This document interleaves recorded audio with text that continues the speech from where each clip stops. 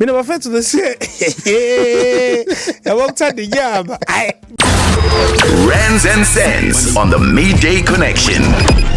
Mina lesi ngoba ngithi nje togetherness espanini ngezokhulula ethi hayi la stokfela senyama ngajoyina manje sengihleli ngiyicabanga lento sengijoyinile 3 months into paying ngithi hayibo engathi ngigagamelile nje inikule nyama zophuma inkomo uzovula ibhushu udayise bafu Shuthi uzosidayisela ke thina abanye. Hayi awuqasa ukudayisela ukhaya inyama.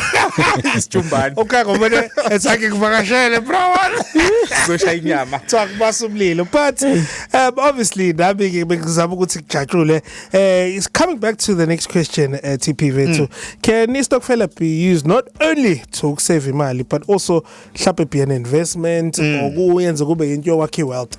Absolutely DJ Sonic. Many stokfels today are moving beyond just to save nje mfethu. Some groups investment abanye ba investor even kwi property yazusho wena ukuthi lidlala istokfela seno senyama kade ngikutshela nami la si ukuthi thina sineze imondo sinezokwakha khona ezamasudo khona ezamateko so abanye they invest kuma small businesses ethu umuntu ufuna uqala ibusiness some they invest for uqala farming or even ke financial market mfethu when members combine for their money mfethu they can access some opportunities that might be difficult ukuthi ke uwa access as an individual esikekhaya wena Sonic inishiri le mali yena enicaba ukuthenga ka inkomo if wena usawedwa oshintshile but if senikwazi ukushintsha mhlawumbe nibe ba u4 yazi leyo mali ningayithatha nigcine seniya kocela oxhaso nigcine ethi leyo nkomo anisayithengeli ukuthi nizoyihlaba senithengela ukuqala isibaya esizozala ezinye inkomo ngcine seniba neplaza so ke in between iyakwazi ukushintsha but ke ezingishilo ukuthi communication is very important so ke ungabuki iside ukutheni mina sengiqale ngayicommit kulento in between isangashintsha but kuya depend ekutheni if no 5